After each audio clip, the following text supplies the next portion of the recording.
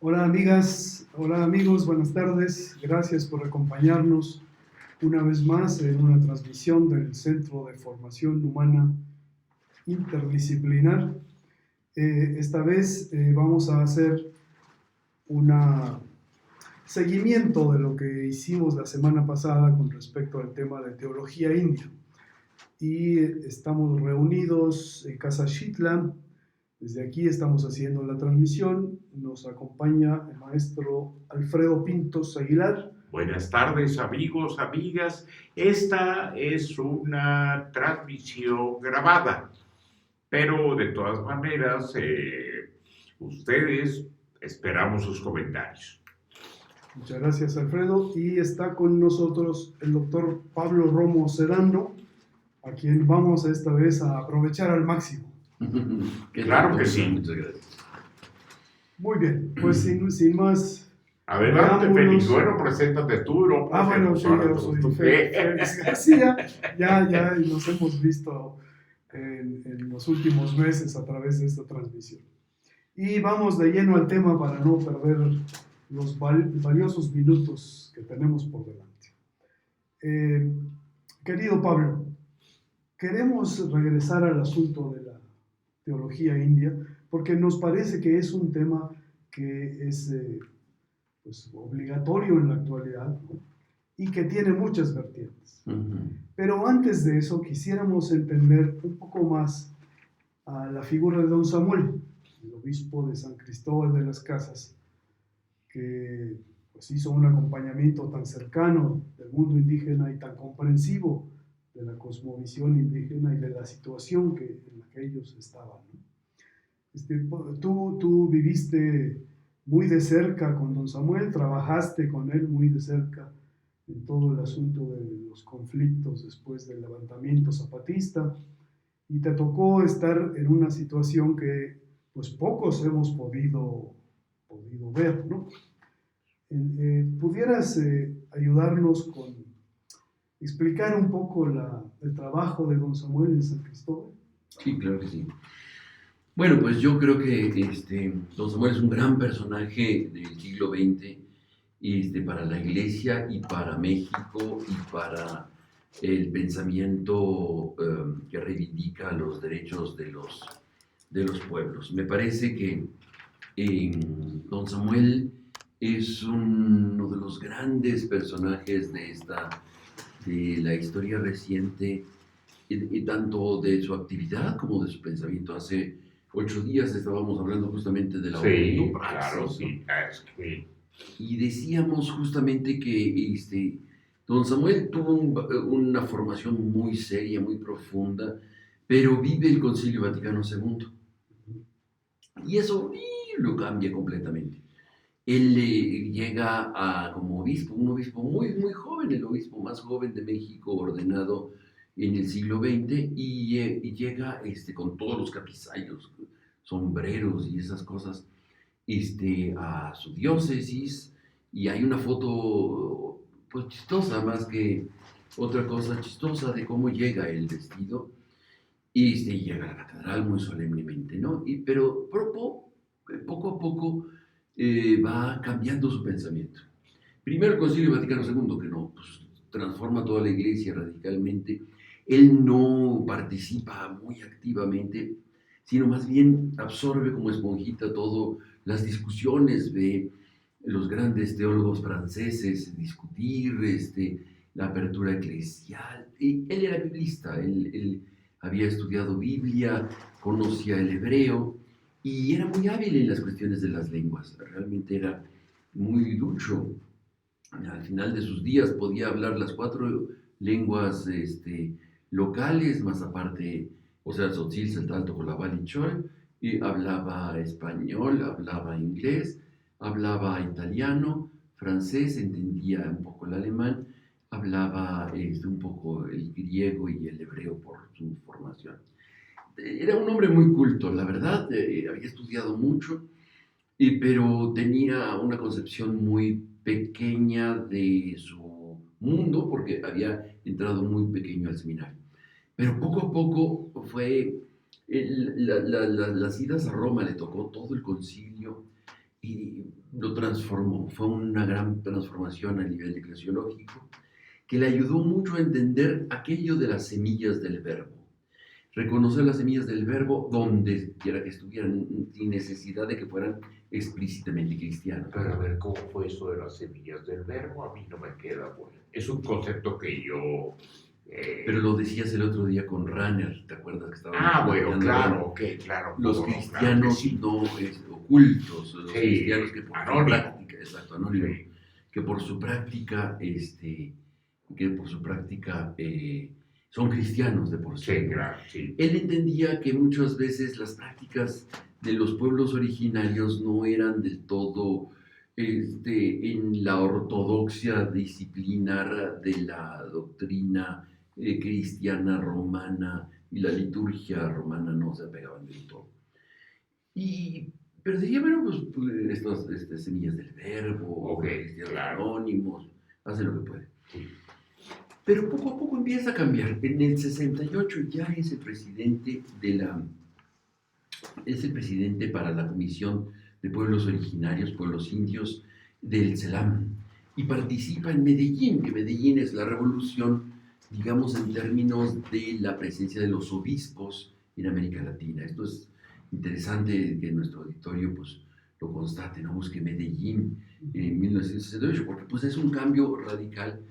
Y a partir de ahí empieza el leyendo, caminando y rezando, porque era muy impresionante. Yo acompañé muchísimos viajes y estábamos en la sala de espera de los aeropuertos y rezando el breviario una y otra vez. Era muy, muy, muy ortodoxo en su manera de orar, muy ortodoxo en su manera de litúrgica, personalmente, pero invitaba. Pero creo que la pregunta va, podríamos hacer otro programa sobre Don Samuel, pero creo que la pregunta es que me voy a perder. La pregunta va por la cuestión de la teología india, ¿no? De lo de hace 8 días. Pero antes de eso, Pablo, nada más para que nuestros amigos se enteren. Don Samuel creo que llega a San Cristóbal en el 1960. 1959, sí, exactamente. El Concilio Vaticano II termina en 64. En el 64, 65, sí. 64, 65. Medellín es 67, 68. Y para entonces don Samuel ya tiene, digamos, 9, 10 años en San Cristóbal.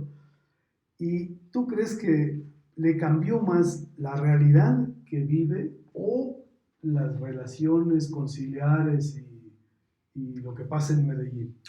Le hacen cortocircuito las cosas que vive en Roma del concilio, pero, porque debe de haber sido un acontecimiento impresionante, pero donde cambia su aproximación, digamos, su comprensión, su sentipensar, diríamos ahora, el sentipensar de don Samuel cambia caminando en las comunidades, por supuesto.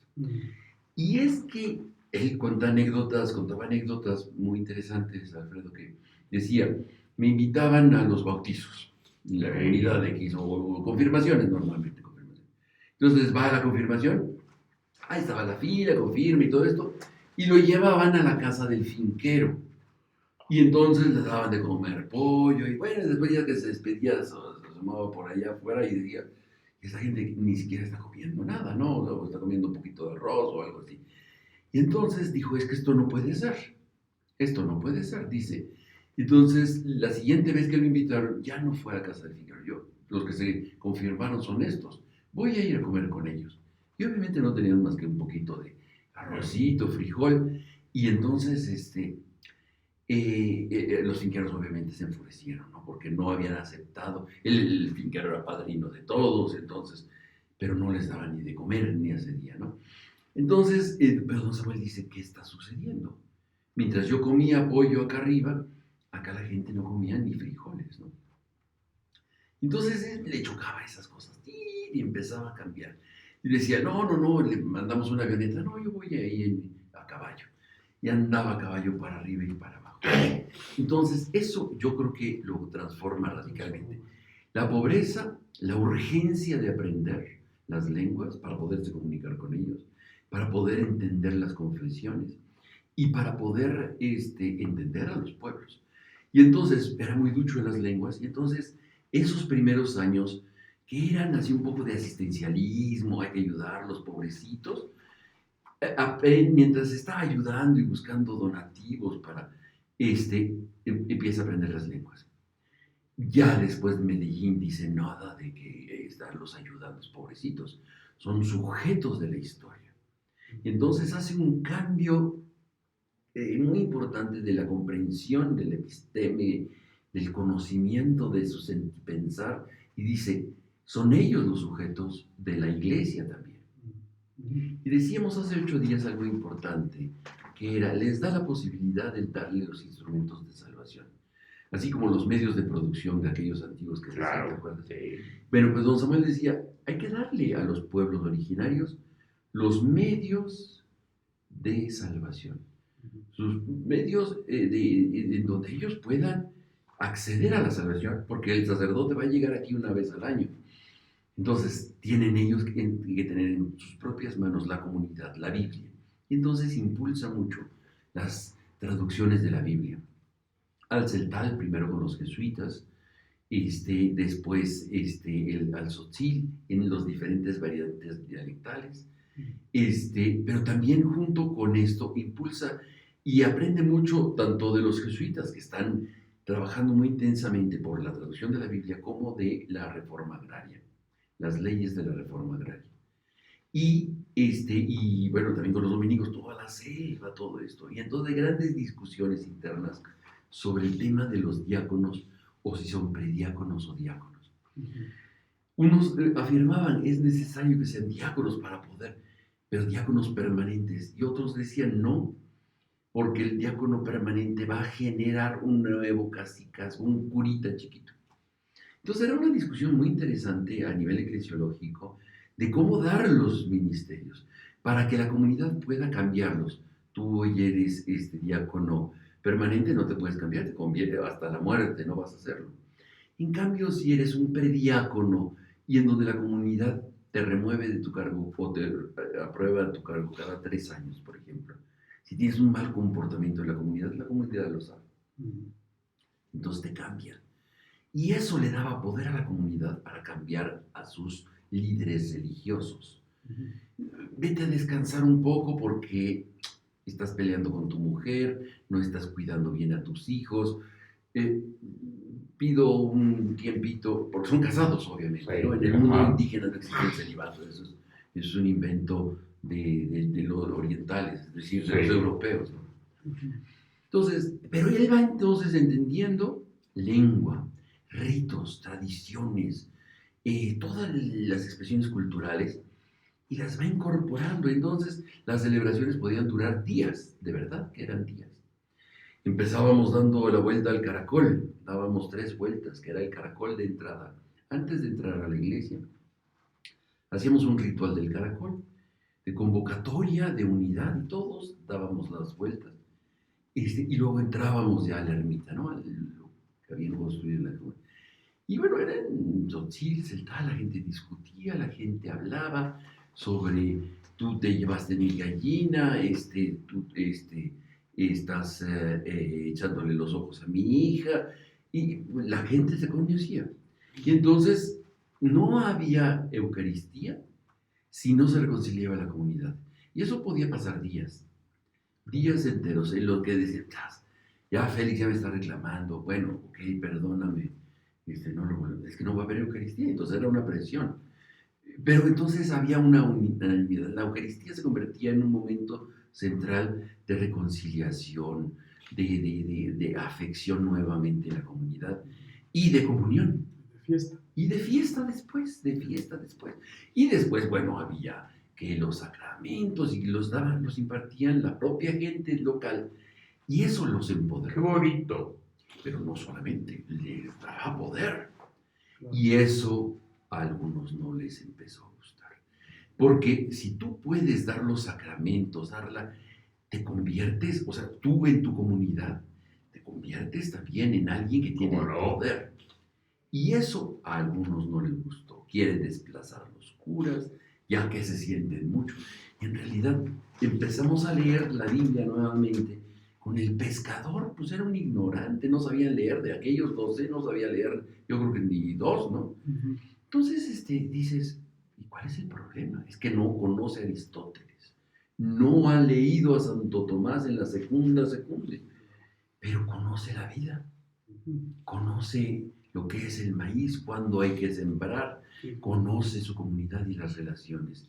Fíjate que yo no conocía tan profundamente la personalidad de Tatik Samuel. Lo conocí en la Ibero, en la Universidad Iberoamericana, cuando promoví con otros compañeros el que él fuera a tener una charla con lo del levantamiento del ZLN. Y tomé un café con él ahí en el salón de profesores. Y sin tener yo idea de todo ese background académico que tú señalas, bueno, él era un hombre afable, sencillo, nada así elevado, ni cosas por el estilo, ¿no? Muy afable, muy sencillo. Y me llama ahorita que estás platicando todo esto, que él, y puede ser que eso es lo que haya sido su transformación, se dejó interpelar por la realidad. Es muy bonito. Y Tuvo por la- los pueblos. Tuvo la sensibilidad, la apertura para escuchar Ujú. las necesidades de quienes tenía enfrente. Y Claro. ante ellas da una respuesta. Él decía, yo vengo a evangelizar, a enseñar la fe a mi pueblo. Y en realidad fue el pueblo quien me enseñó y me evangelizó. Era al revés, decía con mucha humildad y también, pero con mucha convicción, de que fue el pueblo que me cambió. Y lo ves en las fotos, Ah, desde los capizallos esos que llegó, y cómo termina con unos zapatitos, su morral, una cruz de madera, nada de esas cosas de oro, claro. caminando con la gente. Era tan hermoso haber trabajado con don Samuel tantos años y después, ya que no trabajamos juntos, pero nos veíamos mucho los siguientes días, ¿no? Entonces, habrá que hacer otro programa, Alfredo, te No, reto, claro otro que programa sí. de don Samuel específicamente, Sí. porque entiendo que este es de teología india, pero ciertamente ahí cambia completamente su manera de aproximarse y empieza a haber grandes cambios del asistencialismo al protagonismo de los propios sujetos de su propia historia. Y en el centro son los pueblos originarios, los pueblos indios. Al extremo que él contaba la anécdota de yo conocía a una tal María que venía y cuando llegaba tenía que bajar de la banqueta, como lo decías hace 8 días, y me veía, padre, por favor, pero siempre con la vista baja, ¿no? Y con el tiempo veía de frente, ¿no? Y creo que esa transformación que parece mínima y elemental, me parece que es una transformación de una recuperación de los seres humanos. Claro que sí. A ti, Alfredo, te hace mucho sentido esto de que hay alguien que está tan sensible a la situación de otras personas que puede modificar su manera de pensar, ¿no? Fíjate que sí, Félix, me hace mucho sentido. Eso a mí me llega mucho porque implica, por un lado, un desprendimiento muy grande para dejarte precisamente, lo que comentabas hace un momento, interpelar. Un desprendimiento y tener muy claro qué es lo importante, ¿no? Sí. Eso es muy significativo, que va más allá, lo veo yo así, de la inteligencia. Sí. No es porque seas muy inteligente, Sí, no es un asunto racional. no, es una sensibilidad que dejes, como decíamos hace rato, que la realidad, el pueblo, te interpele Ujú. y vas a dar tu respuesta. Porque cuántas veces, no, Félix, como tenemos intereses creados, no escuchamos, ¿no? Sí, a pesar de que nos dicen y nos hablan de distintos aspectos sociales, no tenemos oídos para oír, ¿no? Así es. Es esa cita evangélica, Así que es. tenga oídos para oír, que cambie. Claro, Y parece que don Samuel tenía esa capacidad, ¿no? claro. Cosa que lo hace una persona fuera de serie. Porque Totalmente. la Parece mayoría que sí. de los obispos en México Vienen a enseñar. no tenían que oír nada, ¿no? Claro, Bueno, claro. quién sabe, ¿para qué te no, metes ok, con eso? ok. No hagamos juicios. Pero es cierto, ¿no? Yo creo que sí, don Samuel tenía otra característica muy importante, que era generar muchos grupos de trabajo, de muchos temas. Mujer, por ejemplo, que es un tema tan importante en la diócesis desde los años 70.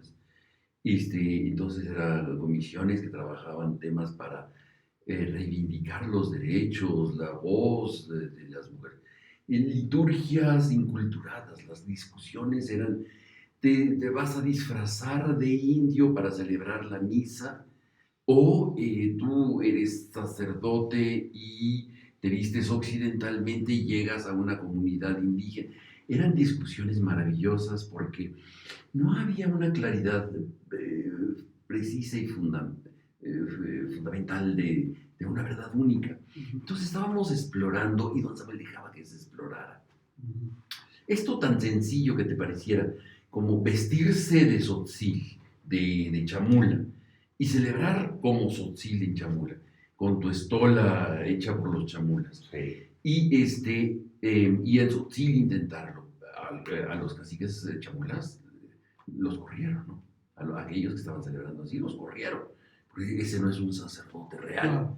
Ese debe de ser algo raro que quieren hacer. Sí. Y no, porque 500 años de colonización tienes metido aquí en la cabecita Bueno, y en el corazón al colonizador. Entonces, Claro. tiene que ser otro, tiene que hablar en español. Les exigían, a Constantino le exigían que las celebraciones fueran en Castilla, decían, ¿no? Porque para que las mujeres no entiendan. Aquello era terrible, aquello era verdaderamente impresionante, porque hablábamos de los temas de libertad, de vida, y pues era subversivo, tanto para los caciques, priistas, chamulas, por ejemplo, pienso en chamula, pero de todas partes, como era una transformación de muchas cosas. Y nosotros éramos testigos de cómo iba creciendo aquello, iba creciendo de una manera extraordinaria el mundo de los... O sea, dentro de la fe católica, digámoslo así, ¿no? Había otros que estaban en otros caminos, pero dentro de la fe católica, pues la participación, los diáconos, prediáconos, catequistas, eran miles, eran 20,000, te puedes imaginar. En una diócesis eran 20,000, pero no así de que, ay, pues voy los jueves en la tarde. No, no, no. O sea, eran de semanas enteras de formación, de caminar por las comunidades para predicar la palabra de Dios. Y decían cosas interesantísimas de lo que ellos habían aprendido con un entusiasmo, porque era lo que entendían realmente, ¿no?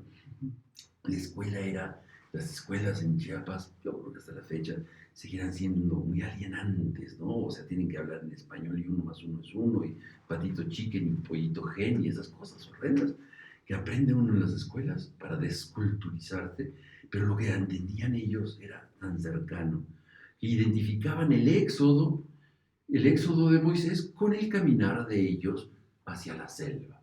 Identificaban, no sé, la parábola del hijo pródigo con lo que ellos acababan de hacer con aquel asaltado en el camino. y ese es el camino, Pablo, o Félix, ese sería el camino, para que entonces la palabra tenga fuerza y pueda transformar. Porque, por lo que tú cuentas, Pablo, esas prácticas religiosas traían una real transformación en quienes eran los sujetos de ellas. Transformaba la vida. De generosidad, de entrega, de servicio. Y es una palabra entonces que está, pues una palabra viva. Una palabra viva, exacto. Exactamente, ¿no? Sí.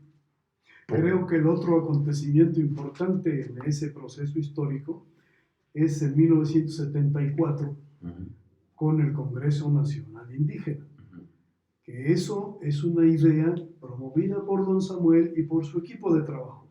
Porque como bien dices, Pablo, no estaba solo, estaba con un equipo de trabajo y sabía escucharlos a todos. Y ese proceso que comienza en 1974, que va a culminar 20 años después, en el 94, con el levantamiento zapatista, es una realidad histórica que deja ver con claridad esto que ahorita estás diciendo, Alfredo. La palabra es vida y la vida tiene que actuar, ¿no? Actuar de manera efectiva en la sociedad y en las personas, ¿no? Y ahí había una manifestación de la palabra viva que se hacía una transformación social de fondo. Muy Claro. Tal vez ahí también en ese momento, Pablo, comienza el asunto de la teología indígena. Uh-huh. Bueno, sí, se empieza a recuperar entonces y empiezan ellos a repensar su práctica de fe que llevaban desde los 60, digamos, cuando los maristas empiezan estos cursos de catequesis para los catequistas, y su práctica de fe la releen todo el tiempo.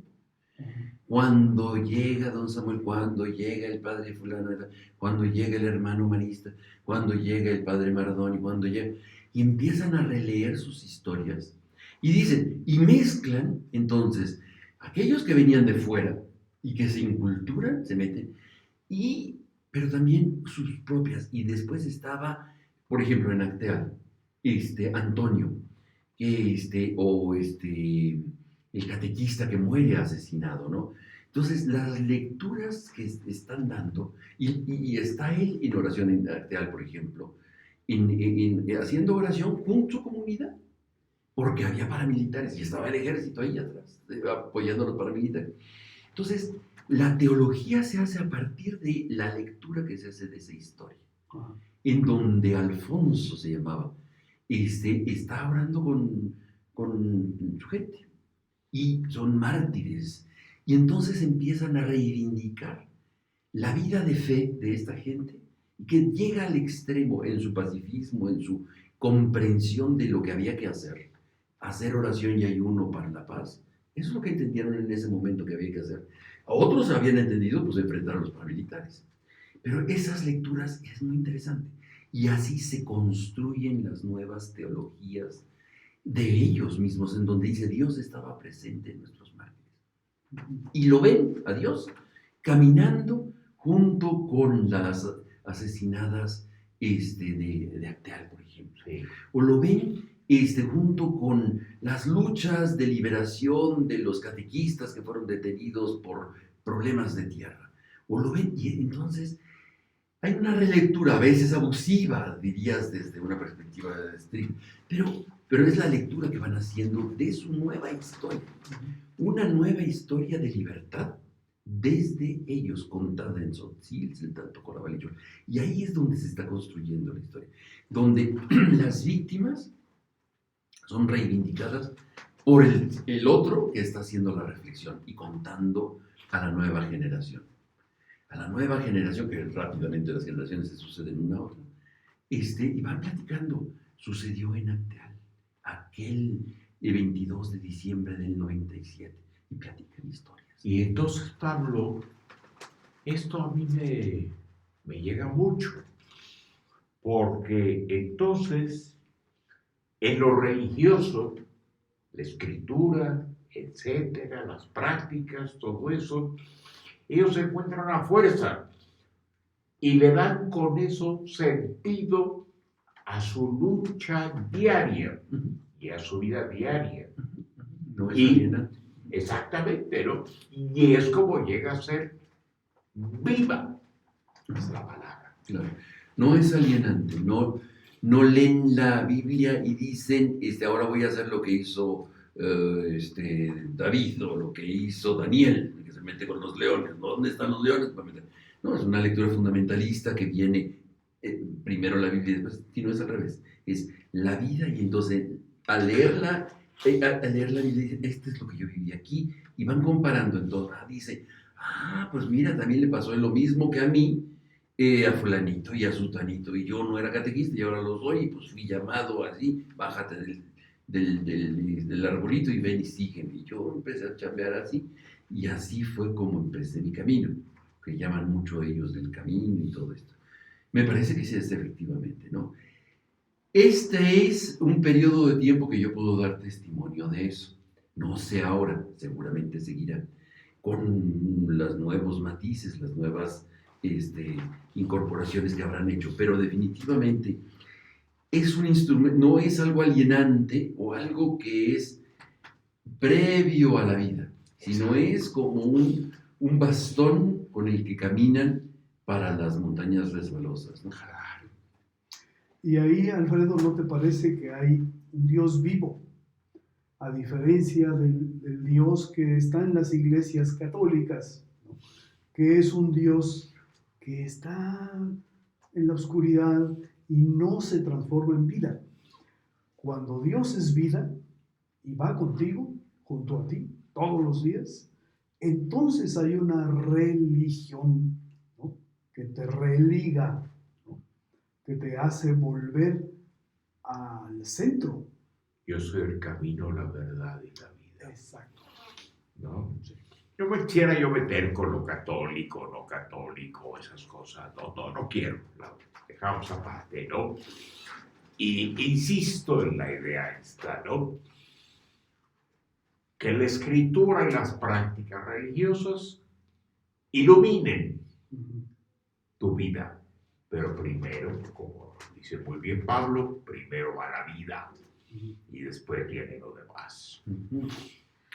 Yo quisiera, aprovechando el momento, a los que nos están viendo, que conozcan un libro que hicimos en Razón y Raíz de Don Samuel. Que lo conozcan, se vende aquí en Casa Xitla, pero que también está en línea y lo pueden bajar cuando quieran. Creo que valdría mucho la pena, porque son diferentes autores los que escribimos, y creo que es interesante lo que hicimos como libro para que lo conozcan, más allá de este video que estarán viendo, ¿no? ¿Cómo no? ¿Cuál es el título del libro? Es buena pregunta. Está Tic Samuel, pero lo van a encontrar. Tic Samuel, ok. En razonyraíz.com, ahí lo van a encontrar. razonyraíz.com.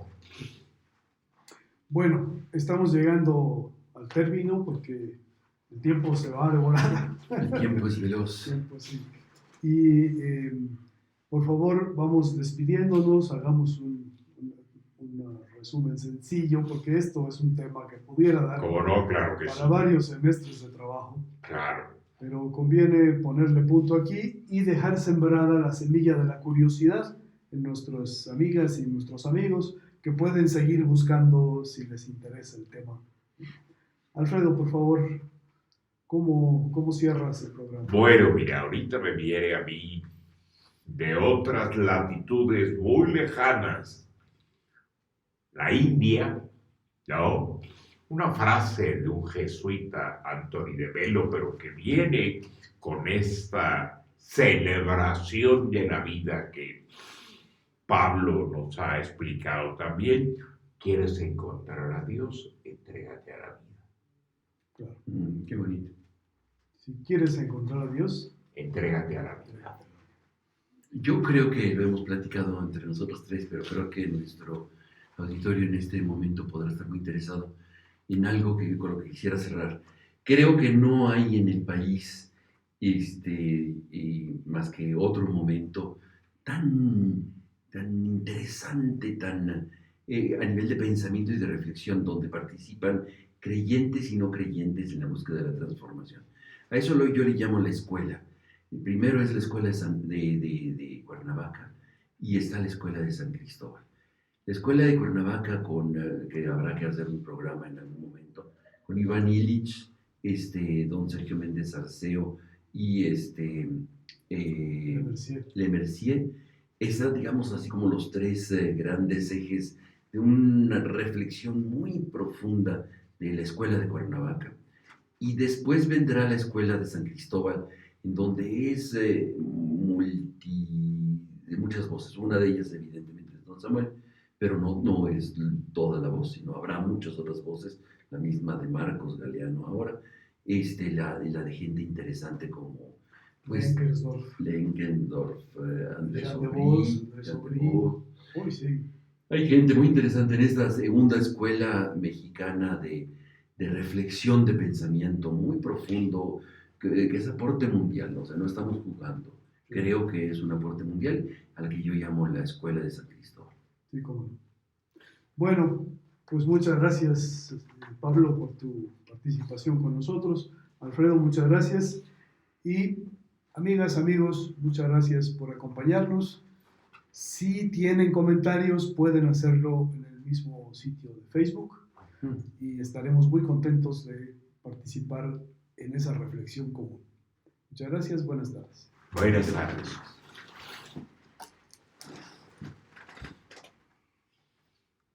Qué bárbaros, son muy puntuales. Bueno, La noción.